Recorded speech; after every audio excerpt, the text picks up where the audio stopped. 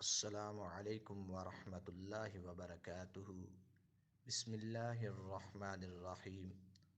قرآن حکیم کو چھوڑ کر کسی بھی اور کتاب کے ذریعہ سے دین اسلام کی دعوت و تبلیغ اور جہاد اکبر ممکن نہیں ہے۔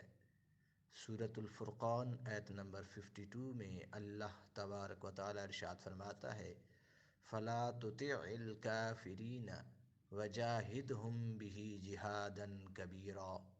اے محبوب صلی اللہ علیہ وآلہ وسلم، ان کافروں کی پیروی نہ کرنا، یعنی ان کی باتوں کو نظر انداز کرو اور ان سے اس یعنی قرآن کے ذریعے سے نصیحت و تبلیغ کر کے بڑا جہاد کرو۔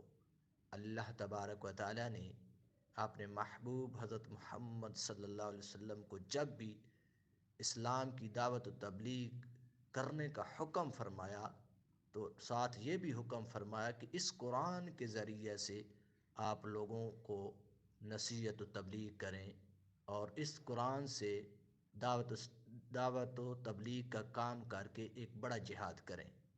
جب بھی مسلمانوں کو کافروں کے ساتھ جہاد کرنا ہے یا اپنے لوگوں کی اصلاح کرنی ہے تو وہ اس قرآن حکیم کے ذریعے سے لوگوں کو دعوت و تبلیغ کا کام سر انجام دیں۔ وما علینا الا البلاغ المبین۔